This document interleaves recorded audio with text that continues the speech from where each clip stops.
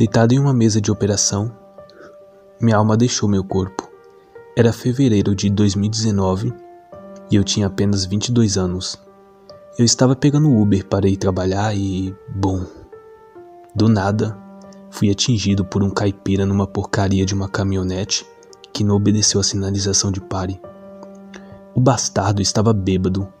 A coluna da direção passou por pouco da porra da minha cabeça que teria me matado instantaneamente. Em vez disso, acabei de cabeça para baixo com estilhaços do painel do Honda Civic de 95 entre a 7ª e 8ª vértebra.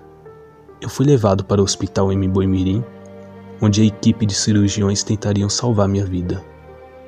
Foi onde eu morri.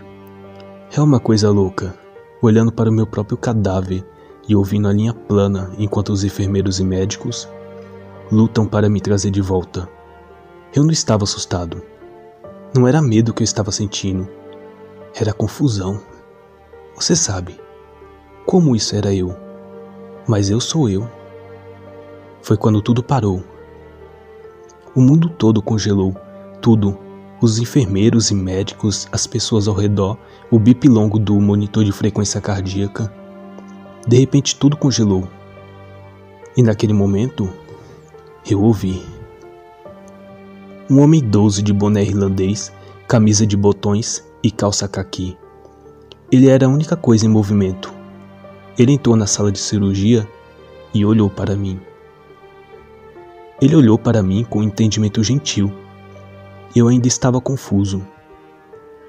Ele sorriu um pouco e abriu a boca para falar, mas parou para pensar por um momento. Eu me mexi esperando que ele dissesse alguma coisa. O silêncio era tão denso e o terror estava finalmente começando a me invadir. Eu soltei. Quem diabos é você? Seu leve sorriso desapareceu do seu rosto. Ele parecia triste com a minha pergunta. Você me conhece por alguns nomes.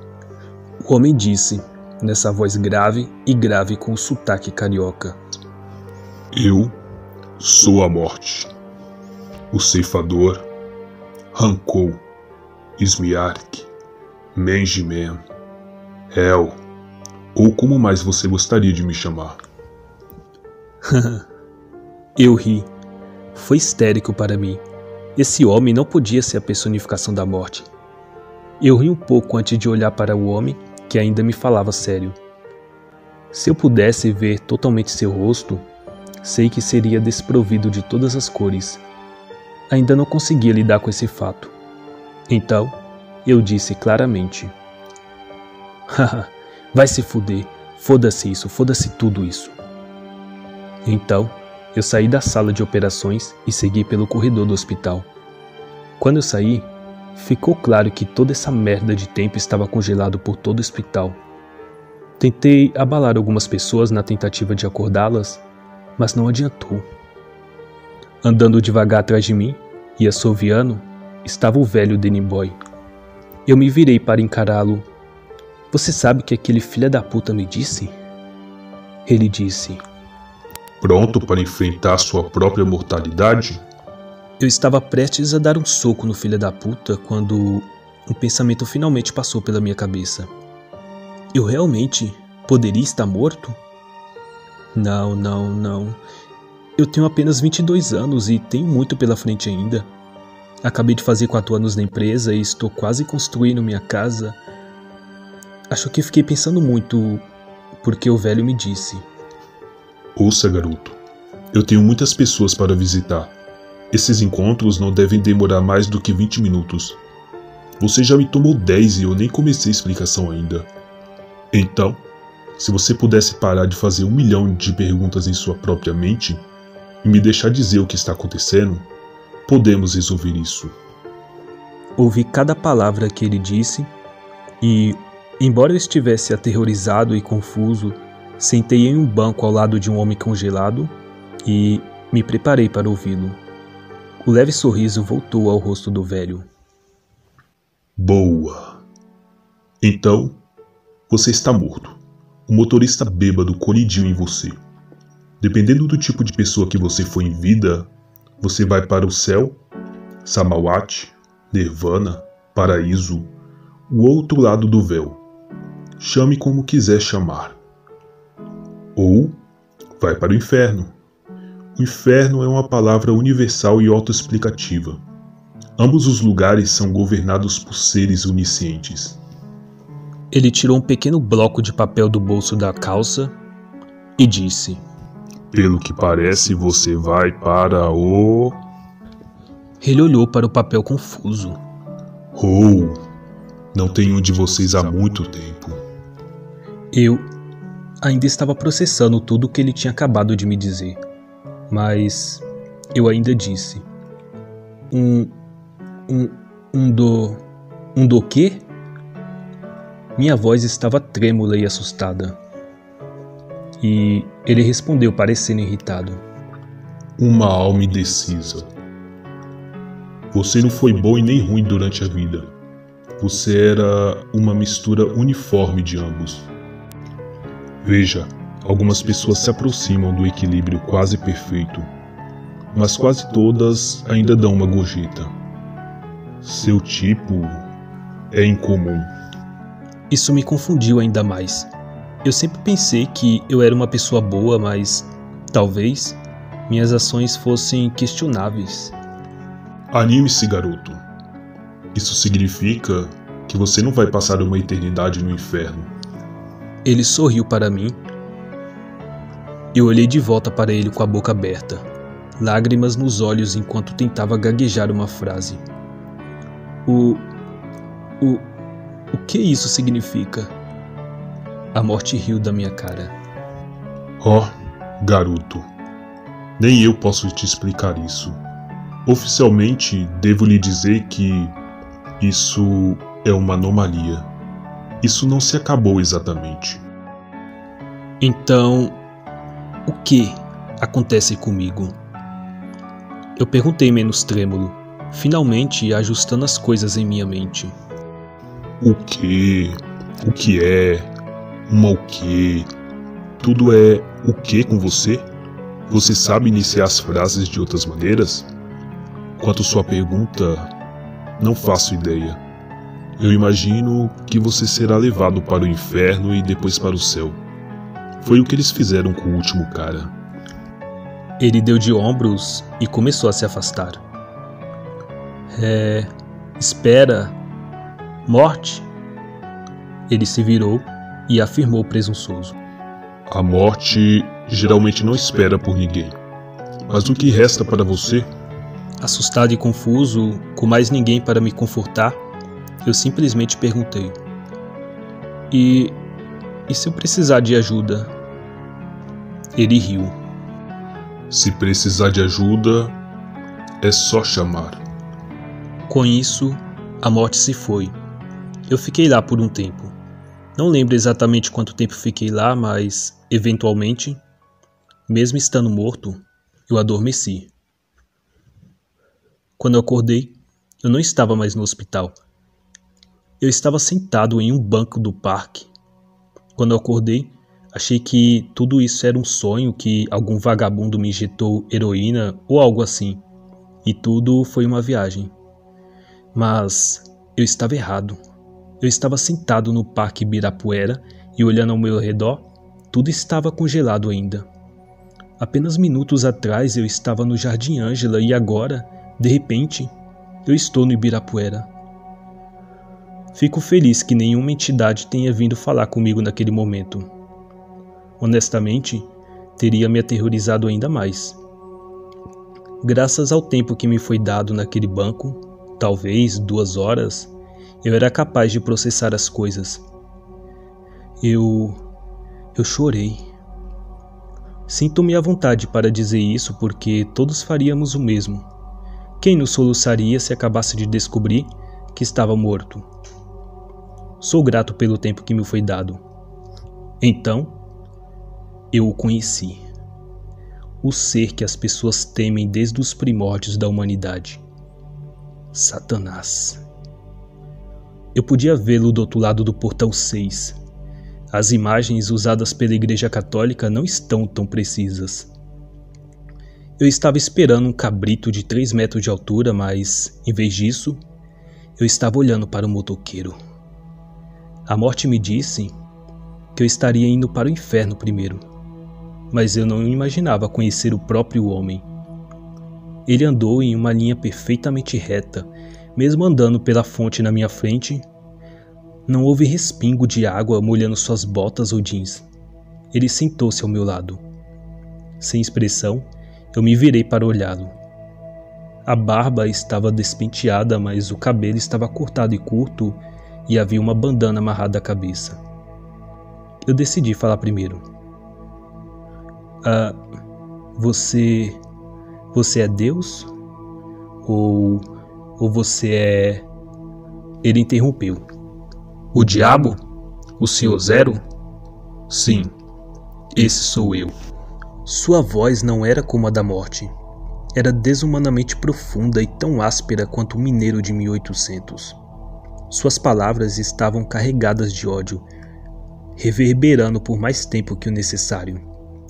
Mas, por qualquer motivo em sua fala, me deu um conforto e confiança. Meu medo derreteu.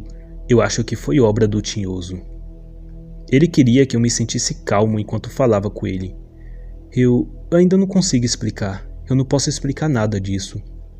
Com essa confiança artificial encontrada, eu não temia falar com ele. Isso aqui é o inferno? Por que você escolheria o Parque Ibirapuera? Ele riu da minha pergunta. Não está. Aqui está mais para uma sala de espera do rei. Ele apontou para o céu. Eu faço acordo com almas indecisas. Eu não posso te mostrar o inferno. Ele também não vai te mostrar o céu. Você terá que tomar sua própria decisão. Parecia termos idóticos para o diabo oferecer. Eu estou autorizado a escolher? Claro que eu escolheria o paraíso. Depois de alguns segundos, eu respondi. Você é o cara mau, certo? Eu fui à igreja quando criança. Você é a verdadeira personificação do mal. Ele assentiu. Sim, está correto. No entanto, você falhou em ser mal no que há do bem. Eu forço o mundo a ser melhor, indiretamente mais divertido. O rei adota uma abordagem mais direta. Eu forço o mundo a se adaptar, passando por tempos difíceis e evoluir. Ele envia uma Madre Teresa para consertar tudo, os pequenos estragos que eu deixo. Mas no final, produzimos o mesmo resultado. Um mundo melhor. Eu sou o mal, eu gosto do drama e do caos, mas eu ainda gosto dos humanos. E eu ainda gosto da Terra. Portanto, a pergunta para você é: você deseja ser a solução fácil e direta, ou deseja adicionar tempos difíceis na Terra para que enfrentem e se adaptem? Essa decisão é apenas sua. Mas eu estava morto. Como eu poderia adicionar ou remover o bem ou o mal do mundo dos vivos? Eu tinha tantas perguntas, nenhuma das quais eu perguntei. Ficamos ali um pouco. Eu nunca tinha visto as coisas da maneira que ele descrevera. Conversamos um pouco mais. Ele me disse coisas que eu não posso compartilhar aqui. Coisas sobre mim e minha família que realmente não me sinto à vontade para compartilhar. Quando terminamos, eu tinha um novo respeito por ele. Eu sempre o olhei como um malvado. Mas essa conversa me mostrou que havia muito mais a quem chamavam de Satanás. O velho Screte se levantou. Isso foi interessante. Eu realmente não falo com alguém há muito tempo. Faça-me um favor. Eu olhei para ele. Não deixe-se levar pelo sermão do rei. Ouça o que ele tem a dizer, mas não seja influenciado pelo discurso sagrado. Seus mandamentos não podem mais salvá-lo. Não se aplica mais à existência fora da terra. Com essa mensagem final, ele se foi. Minha conversa com o Senhor das Trevas do Submundo foi breve, mas teve muito impacto. Nunca esquecerei da conversa com o diabo. Eu estava esperando que ele me tentasse como fez com Jesus no deserto, mas ele não fez isso. Em verdade lhes digo que ele não é o que você pensa. Ao contrário da minha conversa com a morte, eu não tive tempo. Eu pisquei e quando eu abri meus olhos eu estava sentado em uma sala totalmente branca. O banco do parque foi substituído por um sofá branco e na minha frente havia uma mesa com 2 copos de uísque e uma garrafa de cristal de material duro. Havia uma cadeira na minha frente. Atrás da cadeira havia uma porta totalmente branca. Era como um banheiro de um milionário. A maçaneta da porta sacudiu e entrou. Meu pai, um homem alto, com o rosto barbeado e um corte elegante da equipe. Eu me levantei chocado. Meu pai faleceu 10 anos atrás. Lágrimas começaram a escorrer pelo meu rosto. Pai? Ele balançou a cabeça. Isso vai ser difícil de explicar. Não sei em que forma estou aparecendo para você. Peço desculpa se não é o que você estava esperando. Eu sou o Criador. Então, subconscientemente você me vê como seu Criador físico. É bastante comum. Na verdade, acho que foi até fácil de explicar. Não há necessidade de temer. Ele falou exatamente na voz do meu pai. Você provavelmente tem muitas perguntas para mim. Então, vou resolver as coisas. Eu sou Deus. Sou Alá. Eu sou o Senhor. Sou Ra, Deus do Sol, e eu sou Odin, o Pai Tudo. Eu sou Zeus e sou Shiva. Eu sou o Universo. Em muitos países diferentes, em muitos momentos diferentes, fui interpretado de maneira diferente. Ninguém acredita incorretamente no que eu sou. Eu sou tudo, você é feito de mim. Eu sou absoluto e estou me revelando a ti. E já estou assumindo que você levou tudo o que Lúcifer disse em consideração. Nós estamos jogando um jogo de xadrez de 6 milhões de anos. Ele não é confiável. Eu sabia que ele estava falando sobre Satanás. Mas eu ainda não falei nada. Fiquei espantado por estar falando com Deus que parecia e soava exatamente como meu pai, o homem que eu havia enterrado 10 anos antes daquele momento. Ele sentou-se na cadeira pela primeira vez e serviu-se da bebida. Normalmente, quando há uma pessoa de alma dividida, eles ficam se inclinando de tal maneira perante a mim. Mas você não está perto de encontrar o que está no seu coração. Posso lhe perguntar o porquê? Engoli em seco, sentindo um nó sendo empurrado pela minha garganta. Foi tempos difíceis que eu vivi na Terra. Eu suponho. Ele assentiu compreensivelmente. Eu posso imaginar. Já está morto há 30 segundos e ainda está dividido? Eu olhei para ele confuso. 30? Me desculpe, mas 30 segundos? Eu estou aqui há 4 horas. Ele parecia que esperava que eu dissesse isso. O tempo é estranho no purgatório. Qual é? Onde você estava antes? Ele se move e se comporta de maneira estranha. Você tem alguma pergunta para mim? Eu assenti que sim. A Bíblia, ela é verdadeira? Eu estava me debatendo com essa pergunta durante anos. E finalmente eu poderia fazer essa pergunta para ele. Cada palavra escrita. Mesmo que para o tempo que você viveu, pode conhecer apenas uma parte.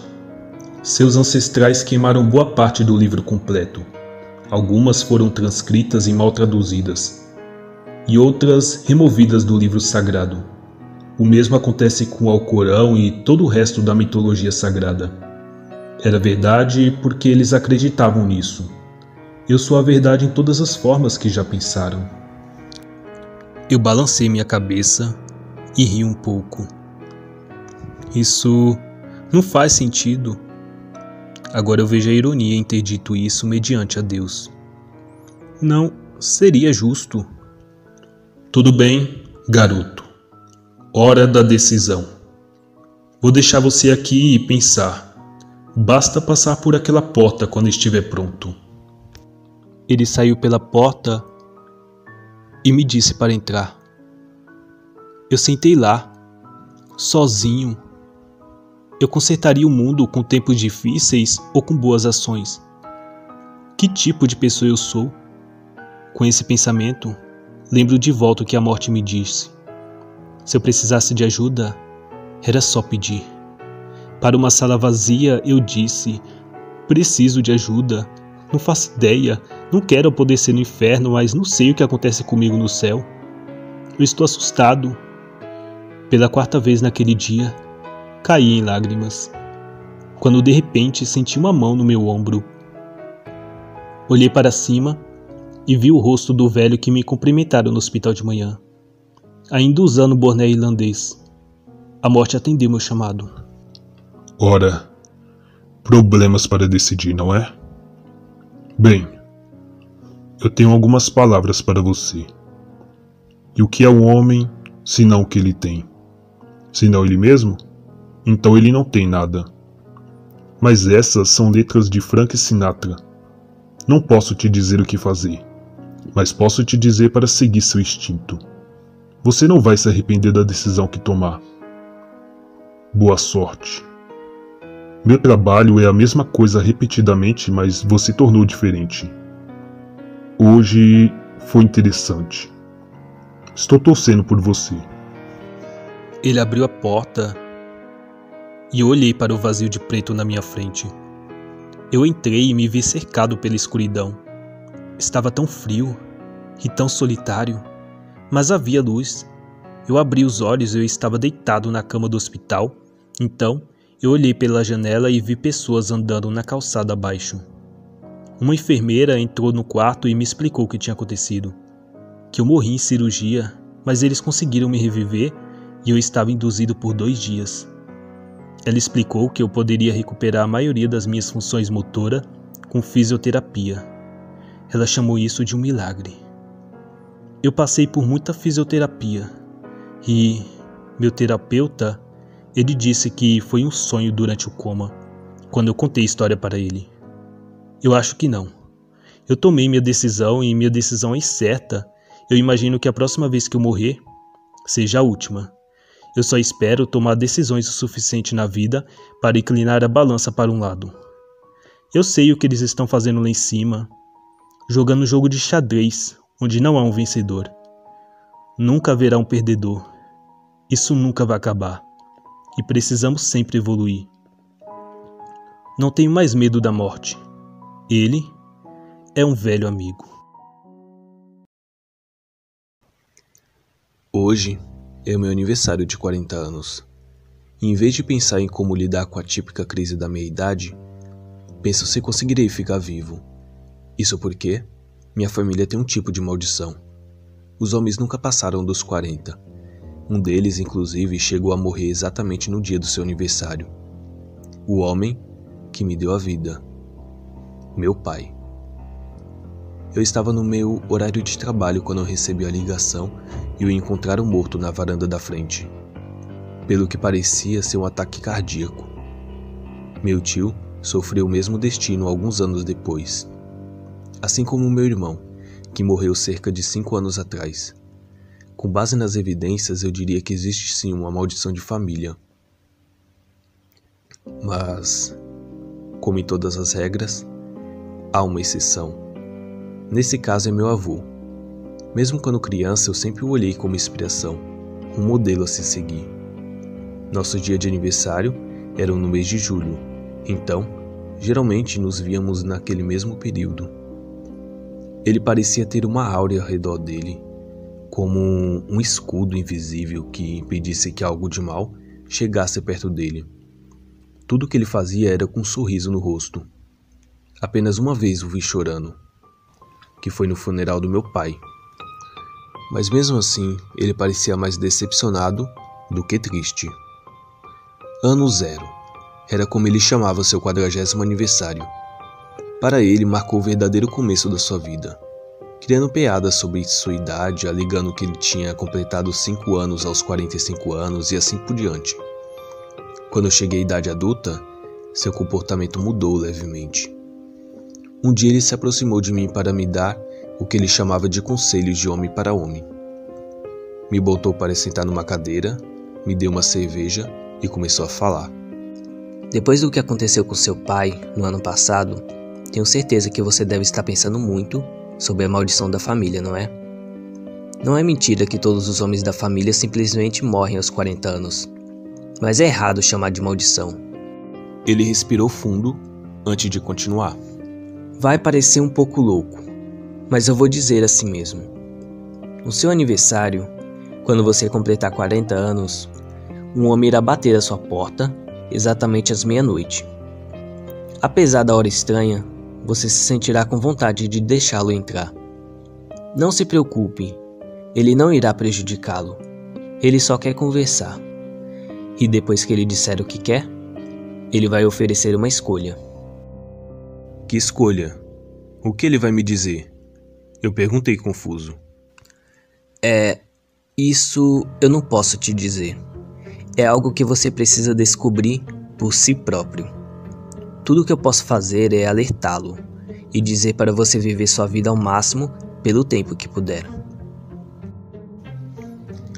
Depois disso, ele nunca mais comentou sobre o assunto. Embora isso sempre ficasse em minha mente, eu não conseguia acreditar. Mas fiz o que ele disse e tentei aproveitar cada minuto da minha vida, crendo que quando eu completasse 40 anos, certamente morreria como o resto da família. O que nos leva ao dia de hoje, meu 40º aniversário.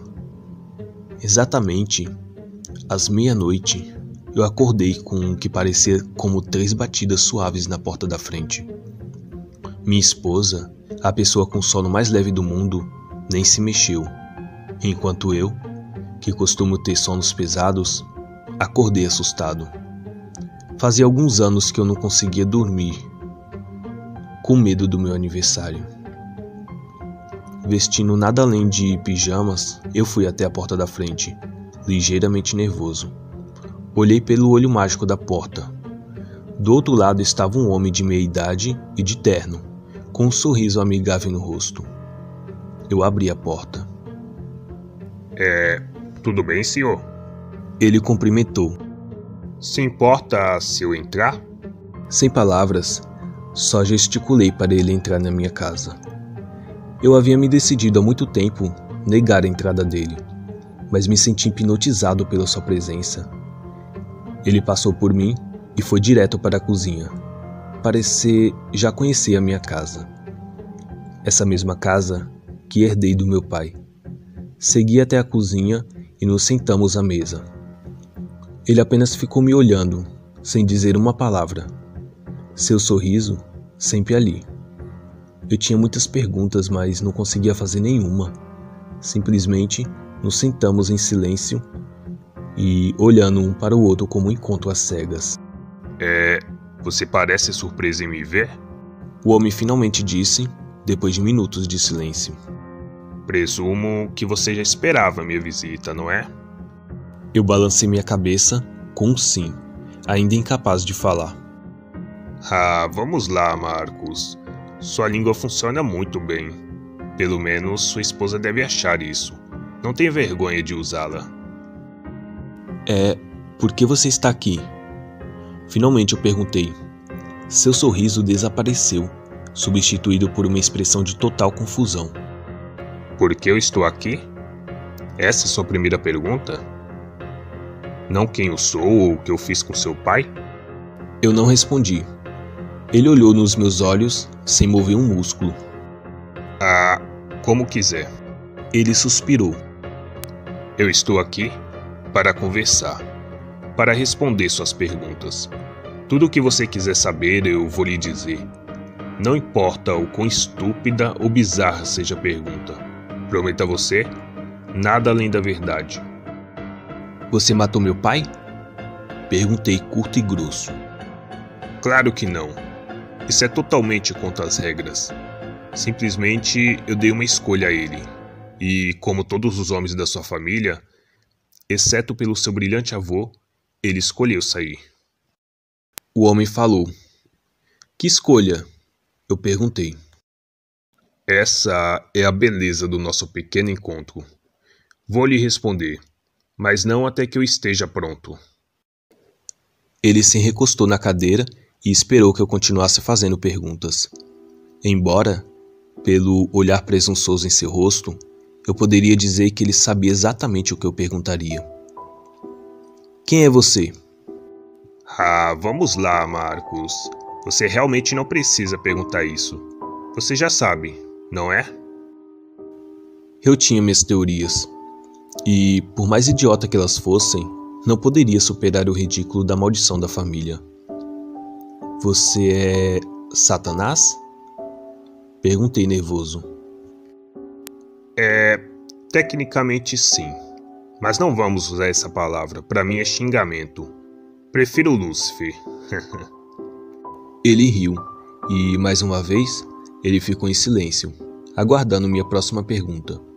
Mas eu não conseguia fazer nenhuma pergunta porque eu não conseguia organizar os milhares de pensamentos que fluíam na minha cabeça. Você é muito ruim nisso, sabe? Não que isso faça diferença. Eu sei exatamente o que você quer saber, nem precisa falar. Mas eu tenho que te ouvir. Bom, eu vou te ajudar. Ele olhou nos meus olhos, vasculhando meu cérebro, procurando perguntas que eu nem sabia que eu tinha. Você quer saber se sua ex-namorada ainda pensa em você? Rebeca, né? Esse é o nome dela. Eu fiz um sim com a cabeça, automaticamente. Ela não pensa em você. E você não era tão especial na vida dela, apesar do pedestal que a colocou. Você devia dar mais valor à sua esposa. Ela é muito melhor para você. Minha esposa? Eu tinha esquecido completamente que ela ainda estava no andar de cima dormindo. Por mais fácil que ela fosse de acordar, certamente suspeitaria por que diabos eu estava acordado, conversando com um homem estranho no meio da noite. Podemos ir para outro local? Minha esposa ainda está dormindo e... Eu disse antes de ser interrompido. Marcos, não seja ridículo. Sua esposa não pode nos ouvir. Na verdade, ela tem um sono muito leve, rebati. Ele se levantou da cadeira antes de gritar. Ô Andressa, eu estou conversando com o Marcos na cozinha e estou prestes a contar todos os segredos do universo e se você descer, também lhe direi. Ele então se sentou e sorriu, com nada além do silêncio. Eu acho que estamos bem. Ele disse. Até então, a maior parte da adrenalina havia saído do meu corpo, e eu comecei a entender o aspecto mais vantajoso da nossa conversa. Eu poderia lhe perguntar literalmente qualquer coisa e ele me responderia, mas eu ainda precisava de mais prova de que ele era ele de verdade. Pouco antes do meu pai morrer, ele me disse algo que eu nunca contei a mais ninguém. Eu não entendi na época, mas depois que ele morreu, não consegui parar de pensar nisso. O que foi que ele disse? Perguntei. Ele parou por um momento, me dando tempo suficiente para duvidar dele. Seja um homem melhor que eu, Marcos, disse ele, mas a voz que eu ouvi foi a do meu pai. Meu coração disparou com a familiaridade e Lúcifer apenas sorriu para mim. Sem dúvidas era Lúcifer. Então, decidi perguntar algo mais sobrenatural. Se você é real, então certamente Deus existe também, não é? O céu e tudo mais. Ele parecia verdadeiramente decepcionado com a minha pergunta. Oh, Marcos, sinto muito. Sente muito pelo quê? Respondendo sua pergunta, é claro que ele é real. Ele, o céu e as outras criaturas aqui na Terra. Mas você não acha que foi ele que te criou, não é? Ele não me... Como assim? Eu gaguejei. Não, de maneira nenhuma.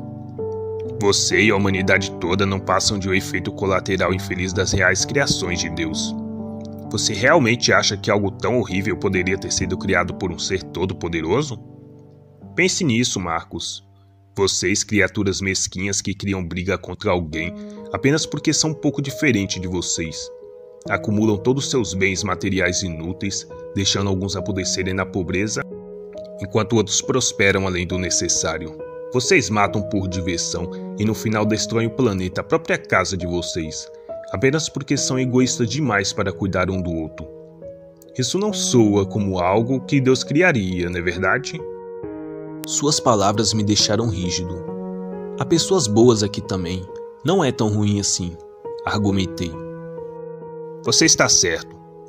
Há muitas pessoas boas aqui também, mas nenhuma delas é 100% bom. Nenhum de vocês é capaz disso. Ele se levantou da cadeira e começou a andar de um lado para o outro, enquanto me ensinava sobre a natureza fútil dos seres humanos. No grande esquema das coisas, em resumo, nada que você faça aqui realmente importa. No final, todos vocês se transformarão em pó flutuando no vazio que vocês tão carinhosamente chamam de espaço. Ele concluiu. Eu me senti mal, pensei em minha esposa, o fato de que um dia morreríamos e quaisquer sentimento que tivéssemos seriam apagados quando a carne e nossos ossos apodrecerem no chão. Nossos trabalhos, apenas úteis para fornecer uma função para a sociedade. Tudo isso era uma tarefa sem sentido, servindo apenas para estender o fim inevitável do nosso mundo. O que acontece quando você morre? Ele disse, adiantando minha pergunta. Isso, nós vamos para o inferno? Perguntei curioso. Não. Vocês simplesmente deixam de existir. O pequeno fragmento de poder divino dentro de você, aquele que você acha que vale a pena ser chamado de alma, é colhido pelos meus funcionários. Precisamos dos fragmentos para criar mais seres, digamos assim. Ele fez uma pausa, revertendo sua atenção para a geladeira. Você provavelmente precisará de alguns minutos para pensar no que falei. Tem alguma coisa aqui para comer? Ele serviu-se em uma caçarola de frango fria que minha esposa preparou como jantar de pré-aniversário. Então, o que você faz depois que Deus partiu? Ele deixou você para trás com o resto de nós? Perguntei. Ele riu com a boca cheia de frango e alguns pedaços caíram no chão. Não fiquei para trás. Apenas escolhi ficar aqui. Alguém tem que garantir que vocês não se revoltem, que peguem coisas que não os pertencem. É apenas uma questão de tempo antes de vocês descobrirem como sair daqui. Na verdade, é muito mais fácil do que imagina. Embora eu ame uma revolução, eu não posso deixar ninguém encarregado de liderá-la. Ele terminou o frango em questão de segundos, mastigando alto, quase gemendo de prazer enquanto fazia isso. Sua esposa é realmente uma cozinheira maravilhosa, Marcos. Lembre-se de agradecê-la por mim. O que você quer de mim, afinal? Perguntei. Eu quero lhe oferecer uma escolha. Antes que eu pudesse piscar, as paredes ao nosso redor começaram a se dissolver.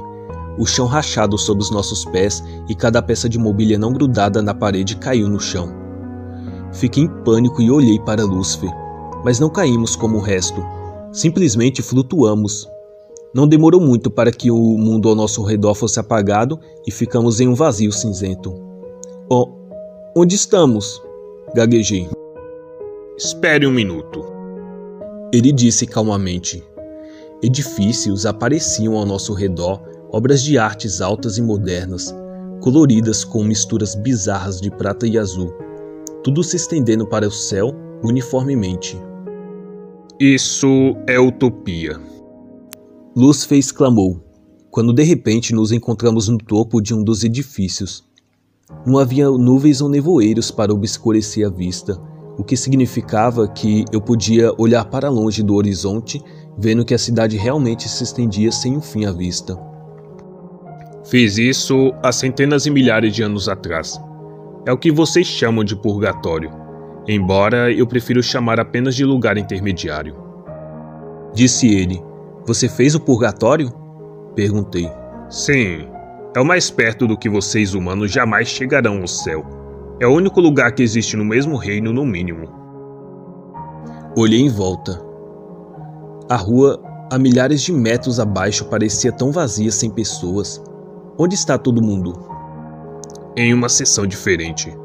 Eu continuo aumentando esse lugar à medida que as pessoas entram. Então, Marcos, é isso que eu lhe ofereço, a vida eterna nessa cidade. Ou será apagado pelo próprio tempo em algumas décadas. Será rapidamente esquecido pelo mundo em que viveu. Por quê? Eu perguntei. Como assim por quê? Deus pode ter desistido da humanidade antes mesmo de você ter sido criado, mas ainda vejo seu potencial. Infelizmente, a crença nele ainda impede que a maioria aceitem a minha oferta. Veja bem, preciso que todos acreditem na gloriosa vida após a morte descrita em seus livros sagrados religiosos, mas não demais.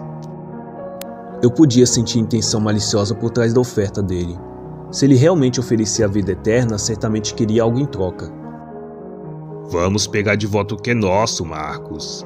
Deus com certeza não vai dar a você, mas eu vou. Ele sorriu dizendo.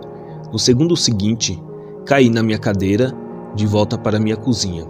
Sem aviso, voltamos para casa. Essa é a escolha que ofereço a você. Uma chance de viver naquela cidade toda a eternidade bem na sua frente. Mas isso significa que você terá que morrer hoje e vir comigo. E minha família? Eu disse preocupado. Sinto muito, Marcos, mas eles não estão prontos. A maioria deles foi envenenado por sua educação em lares religiosos e apenas alguns de vocês são adequados para vir comigo. Olhei para o relógio na parede. O tempo passou mais rápido do que o previsto. E amanhã acaba de chegar. Bom, nosso tempo acabou. Você tem que decidir hoje. Às meia-noite a oferta expira e você volta à sua curta existência. Ele disse e começou a sair pela porta, mas se virou para me dar um último adeus. Ah, e feliz aniversário, Marcos. Certifique-se de realmente comemorá-lo. Eu me senti exausto depois que Lúcifer foi embora. Eu havia recebido o ultimato da minha vida. Peguei uma garrafa da geladeira às 7 da manhã e me sentei na varanda da frente. 1 hora e 2 cervejas depois, vi meu avô passeando pela rua e acenando para mim. Ele podia ver meu olhar de derrota no meu rosto e sentou-se ao meu lado. Então, como foi o bate-papo? Você falou com ele, né? Eu apenas balancei a cabeça e disse: Por que você escolheu ficar? Perguntei ao meu avô. Ele olhou para o relógio antes mesmo de me responder. Você tem mais uma aí? Ele perguntou. Eu entreguei a ele uma garrafa esperando uma explicação. Eu conheci sua avó quando tínhamos 18 anos, quando meu pai e o pai dela nos deixaram. Então é seguro dizer que eu estava ciente da maldição da família. Mas embora eu não tenha aprendido exatamente o que aconteceu, até muito tempo mais tarde, prometi a mim mesmo que viveria a minha vida o máximo até minha hora chegar. Imaginei que morreria como todos os outros. Então, imagine como fiquei aliviado quando tive a opção de ficar. Mas por que você gostaria de ficar? Se uma vez que morremos, não tem nada do outro lado. Se nada que importa, qual é o objetivo? Questionei ele. Quem disse que não? Só porque o tempo aqui é limitado não significa que não é importante? Além disso, se eu tiver que existir em um lugar sem sua avó, prefiro simplesmente deixar de existir. Quando nos casamos, prometi ficar ao lado dela para sempre, e é exatamente isso que pretendo fazer. Olhei para o meu avô com admiração. Aos 83 anos de idade, no final de sua vida útil, porém completamente despreocupado, cuidando do seu próprio destino. E o que ele disse sobre Deus, humanidade e lugar intermediário? Ele olhou para mim por um momento, ponderando suas próximas palavras. Você define seu próprio objetivo, Marcos. Nunca esqueça isso. Conversamos até minha esposa acordar. Ela fez meu café da manhã favorito. Eu convidei meu avô para entrar também. Ela mostrou uma sensação genuína de alegria, e eu invejei, vivendo a vida sem saber da verdade horrível. Sorri enquanto comíamos juntos, pela primeira vez desde o encontro com Lúcifer. Ele me deu até meia-noite, para eu escolher entre ficar e deixar a história me apagar, ou ir com ele e viver para sempre no lugar intermediário, para servir em uma guerra contra o próprio Deus. Vou aproveitar esse dia o melhor que puder. Afinal, pode ser o meu último.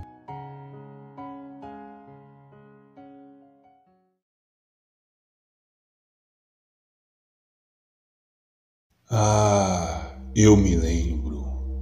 Eu me lembro quando eu estava no Reino Celestial. Era incrível, não vou mentir.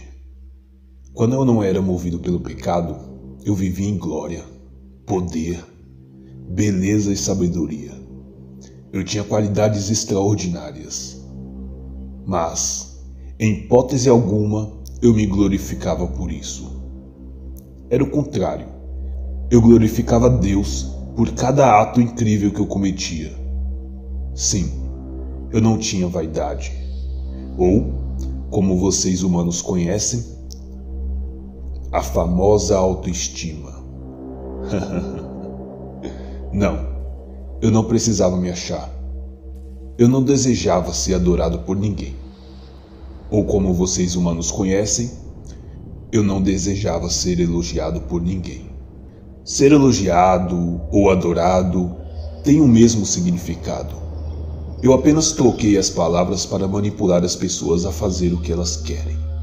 E quererem o elogio. É tão bom ser elogiado no lugar de Deus, não é? Era isso que eu queria. E hoje, meus servos também são assim. Eles buscam isso. Eles buscam ser elogiados a todo custo. Serem reconhecidos como seres incríveis. Eles querem fama. Eles querem poder. A mesma coisa que eu comecei a querer no céu. Antes disso, quando alguém me elogiava, quando elogiava minha beleza, eu simplesmente dizia: glória a Deus por ter feito tantas coisas maravilhosas. Eu sempre atribuía todas as minhas características perfeitas a Deus como principal responsável. Essa é a humildade. Poucos de vocês conhecem isso. Mas sim, eu era humilde. Quando as pessoas queriam me servir, eu dizia: não, deixe que eu faça isso por vocês. Em vez dos anjos lavarem meus pés, era eu que lavava os pés deles. Como diz Jesus, né? Aquele que quiser ser grande, terá que servir. Se for pensar de forma lógica, é verdade. Os grandes e poderosos devem servir, e os pequenos e incapazes precisam ser servidos. No céu, é assim. Os grandes servem os pequenos. O rei serve o povo. Aqui nesse mundo, eu tornei tudo diferente. Nesse mundo, é o povo que serve o rei, ou o presidente, ou o ditador. Só faltava o paraplégico servir um homem saudável, não é? Tudo era perfeito. Mas eu comecei a sentir prazer quando alguém me elogiava. Com o passar do tempo, eu não atribuía minhas qualidades como obras de Deus. Pelo contrário, eu comecei a me sentir poderoso e vaidoso com isso.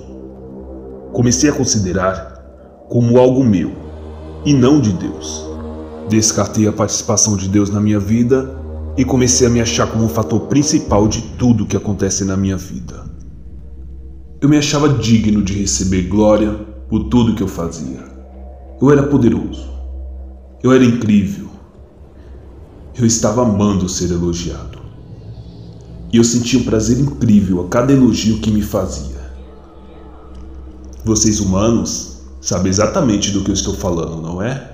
Afinal, vocês são iguais a mim.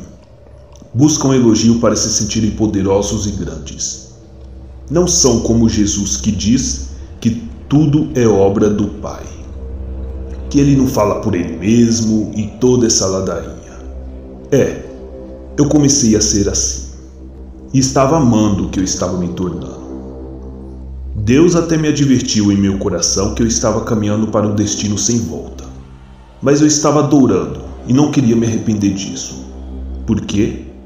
Era tão bom ficar no topo. Cansei de ficar por baixo e atribuir todo o sucesso a Deus. Eu comecei a fazer de tudo para receber glória e comecei a fazer por conta própria. Eu não tinha mais preocupação em guardar mandamentos, em honrar e prezar pela lei de Deus. Não, agora eu estava fazendo tudo por mim. Comecei a falar coisas que iam contra as leis morais de Deus. Ou como vocês conhecem, comecei a mentir. Minha intenção agora não era propagar a lei de Deus. Eu queria propagar a minha, aquela que eu criei no meu coração. Eu também não queria fazer com que os anjos ficassem do lado de Deus. Isso porque meu desejo por elogio ficou tão alto, mas tão alto, que eu fazia de tudo para chegar ao topo para receber mais e mais elogios. Então apareceu o sentimento de inveja. Isso, quando você busca elogio, você quer ser mais que todo mundo. Você até quer ver os outros bem, mas nunca melhor que você. Então, você passa a ter inveja de todos aqueles que ameaçam a sua reputação. Por mais que eles sejam melhores que você jamais vai querer admitir isso. Sempre vai criticá-lo, você não quer perder para eles. E através do pecado da soberba, que é a busca pelo elogio, ou a busca por ser grande, é que começam a surgir os outros pecados. A inveja, a mentira, a falsidade, a ganância, que, como você sabe, é o que te ajuda a chegar nos lugares mais altos. E, consequentemente, te ajuda a conseguir mais adoração pelas pessoas. Muita gente se vende por causa de fama, não é? Eu até queria o bem de Deus, mas eu não queria que ele fosse melhor que eu.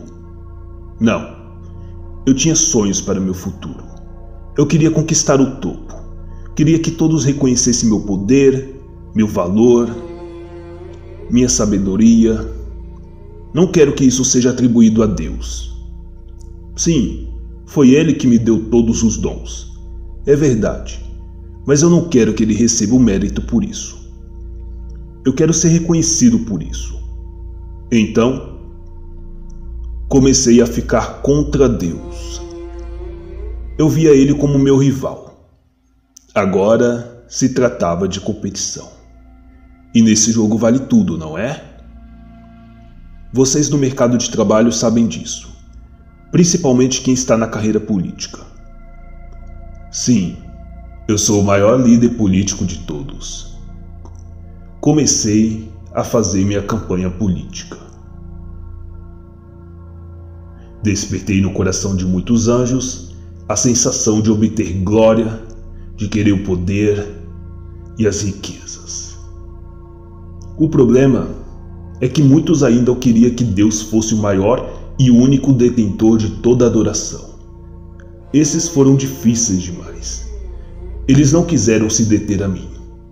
Então houve guerra, disputa para quem ia ficar no topo. Era eu ou Deus? Meus aliados aceitaram minhas propostas. Eles queriam que meu governo no céu fosse estabelecido. Mas outros não queriam, e essa rivalidade gerou uma guerra nos céus, a qual, infelizmente, eu fui expulso, e todos aqueles que me seguiam também foi expulso. Mas eu não desisti. Eu fui lançado na terra, que era o local onde Deus estava planejando sua próxima criação. E era através dela que eu iria continuar meu objetivo. Desde então, me tornei o principal adversário de Deus. Eu comecei a ter ódio. Ódio por ele ter me vencido. Ele ia pagar muito caro por toda essa humilhação. Bom, contra ele eu não poderia fazer nada diretamente, mas indiretamente eu poderia. Ele criou os humanos e amou acima de qualquer outra criação. E eles se tornaram meu principal objetivo. Eu tinha inveja. Os humanos foi uma criação esplendorosa. A criação, incrível. A complexidade de seu corpo e mente era incrível. Todos os órgãos funcionando independente da sua vontade. Suas células se multiplicando sem sequer que eles façam um único pensamento de comando. Deus estava atuando diretamente neles. Isso era amor. Lembro de quando Deus criou Adão e Eva. Eles eram tão perfeitos em moralidade, tão humildes quanto eu inicialmente. Mas como sempre, eu tentei trazer eles para o meu lado. Como está na palavra, aquele que fizer a vontade de alguém, automaticamente se tornará seu escravo. Eles fizeram minha vontade, e foi a partir daí que eu comecei a ter o poder para agir em suas vidas. Deus quis testar sua fidelidade e se decepcionou. Eu estava condenado a ser jogado em um lago de fogo por toda a eternidade, eu e meus servos. Mas a humanidade tinha se tornado meus servos também. Então, eles também estavam condenados. Eu achei que tinha dado troco em Deus por toda humilhação. Mal sabia eu que ele tinha um plano. Um plano que eu odeio no fundo da minha alma. Muitos podem se questionar. Se fossem eu, teria desistido de lutar contra Deus. Talvez teria tentado se curvar a ele e seus mandamentos. Mas não é assim que funciona. A natureza de Deus, infelizmente, não é corrupta. Infelizmente, Deus é 100% justo. Ele dá o salário certinho por todas as suas obras. Minhas obras têm sido má, e por isso o meu salário é a morte. Deus abomina os juízes que absolvem o réu. Quer entender melhor? Vou explicar. Imagina que você chega em casa e encontra sua família morta. Você vai querer justiça, não é? Não seria justo que o assassino responsável por esse pecado ficasse à solta. Então, você recebe a notícia que o assassino foi encontrado e vai para o julgamento. Você fica feliz. A justiça será feita. Ele receberá a devida condenação. Então, no dia do juízo, você está lá assistindo o julgamento do assassino que matou sua família. E no final, o juiz fala: eu te absolvo da condenação. Você está livre. Eu sou um juiz bom e misericordioso. Não vou te condenar por isso. Então, ele libera o assassino. Você obviamente ficará indignado. A justiça não foi feita. Deus abomina esse tipo de juiz. E ele não é esse tipo de juiz. Então, ele deve condenar o culpado pelo pecado. Eu recebi a justiça perfeita de Deus. Serei lançado no lago de fogo por todos os meus atos criminosos. Então eu pensei, se Deus não pode liberar um réu culpado, então se os humanos pecarem, ele vai ter que condená-los também. Eu arquitetei meu plano, mas algo estava errado. Deus começou a se relacionar com os humanos. Os humanos que já eram meus servos. Eles eram meus. A humanidade fazia minha vontade, não a de Deus. Então o que Deus queria com os humanos? O que eles queriam com os hebreus escravos dos egípcios? Eles eram meus. Eu vi quando Deus começou a fazer boas obras para eles. Deus passou a ser cada vez mais amoroso com eles. Começou a cuidar deles. Começou a livrá-los de conflitos e problemas. Então questionei ele de uma vez por todas. O que está fazendo aqui, Satanás? Você não pode ficar na minha presença. Caso contrário, você será dizimado pela minha santidade. Eu sei. Não vou me aproximar. Vim por esse caminho para lhe perguntar uma coisa. Então pergunte. O que você quer saber? Eu quero saber o que está acontecendo. Desde que Adão e Eva pecou, eles deixaram de ser seus servos. Eles são pecadores, coisa que sua santidade não suporta. Achei que se um deles se aproximasse de você, ele iria automaticamente ser exterminado pela sua justiça. Uma justiça que exige um caráter perfeito e um coração puro. Eu sou a justiça, mas também eu sou o amor. A minha justiça não ultrapassa meu amor. Amor? Que amor corrupto é esse? Você não pode liberar um réu. Tem que haver um pagamento. Não tem como eles pagarem por todos os pecados que eles cometeram. Eles já nasceram condenados ao inferno quando eles pecaram. Quando eu pequei, você me deu punição justa e perfeita. Eles também pecaram. E você chama ele de meu povo? Abraão pecou desde o dia de seu nascimento. E você chama ele de amigo? Davi é um adúltero. E você chama ele de filho? Que justiça é essa? Satanás, você quer saber como que eu posso chamar Israel de meu povo? Você quer saber como eu posso chamar Abraão de meu amigo? Você quer saber como que eu posso chamar Davi de meu filho? Então olhe para o Calvário. A justiça será feita. A humanidade pecou e esses pecados tinham que ser punidos porque minha justiça é perfeita. E eles serão. Em pouco tempo meu filho virá a esse mundo e ele levará consigo todos os pecados da humanidade. Todos do passado, de agora e do futuro. Alguém tem que morrer. Alguém tem que pagar o preço. E eu amo a humanidade. Então, meu filho morrerá no lugar deles. Para que minha ira seja aplacada, um justo deve pagar pelos pecados de todos. E meu filho fará isso. Porque ele também ama a humanidade. E todo aquele que crer nele e se arrepender de seus pecados, terá a vida eterna. Esse é meu plano de salvação. Continuo sendo um juiz justo. Você colhe aquilo que você planta. Quem não aceitar meu filho, infelizmente será condenado e será lançado no lago de fogo. O castigo será eterno, porque eu também sou um Deus eterno.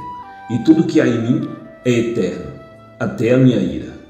Se o preço não for pago, minha ira contra o pecado continua e eles não são capazes de aplacar a minha ira, a não ser através de meu filho.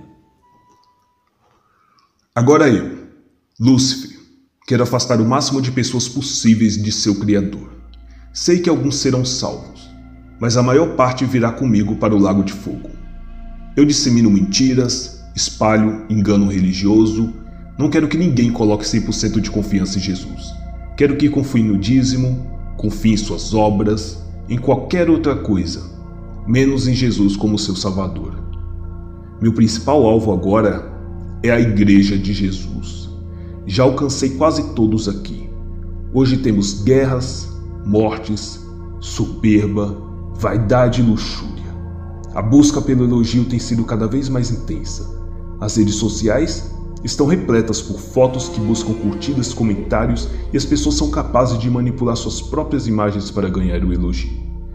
São capazes de desonrar seus corpos, de manipular tudo apenas para conseguir o que quer.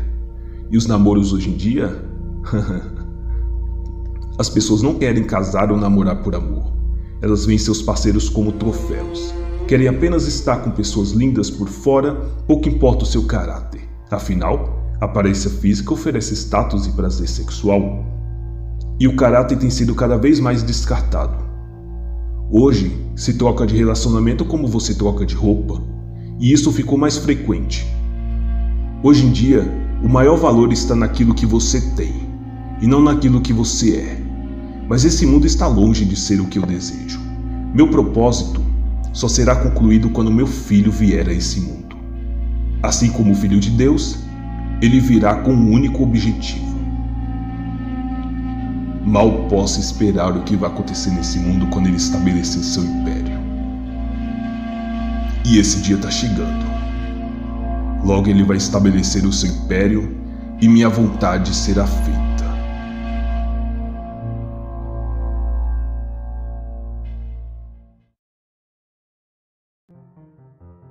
Todo mundo gosta do seu primeiro dia de aula, né? Novo ano, pessoas novas, novos amigos. É um ano cheio de esperança. Principalmente o primeiro dia, que promete muitas coisas diante de todas as coisas sombrias que aparecem para estragar toda a diversão. E cá estou eu, escrevendo no meu diário cada detalhe do meu dia enquanto eu vou para a minha sala de aula. Eu gosto do meu primeiro dia por um motivo diferente. Eu tenho uma habilidade especial. Quando eu olho para as pessoas, eu posso sentir uma série de áurea em torno delas. É um esboço baseado em quanto tempo a pessoa ainda vai viver. Essa é a segunda vez que estou detalhando meu dom nesse diário. A maioria das pessoas que eu conheço é da minha idade e estão cercadas por uma tonalidade verde e sólida, o que significa que eles têm muito tempo de vida ainda. Alguns deles têm um tom amarelo ou alaranjado em suas áureas, o que tende a significar um acidente de carro e outras tragédias em alguns meses ou semanas. Como dizem, coisas que levam as pessoas antes da hora. Mas a verdadeira diversão é quando suas áureas estão em uma tonalidade vermelha extrema. De vez em quando, eu vi alguém assim, o que significa que ela iria morrer em alguns minutos. Seja por um acidente, talvez um ataque cardíaco, talvez um suicídio, ou talvez ela seria assassinada. O caso é que geralmente elas não sabiam que ia morrer. Por isso, era divertido assistir os últimos minutos de vida dessa pessoa aqui na Terra. Bom, no meu primeiro dia de aula, eu sempre chego mais cedo na minha sala de aula para espiar os destinos dos meus colegas. Para minha surpresa, o primeiro menino que entrou tinha uma áurea vermelha e radiante. Eu ri para mim mesmo. Pobre Larry. Eu sinto muito, cara. Mas então, outras pessoas começaram a chegar e todos eles tinham o mesmo vermelho intenso como Larry. Eu estou achando estranho isso. Até que eu me levantei e olhei para a janela e vi um vislumbre do meu reflexo. A minha aura verde estava se transformando em um vermelho intenso. Eu fiquei paralisado de medo. Agora que todos os alunos entraram, minha professora começou a entrar por último e trancou a porta. E sua áurea tem um tom totalmente verde e doentio.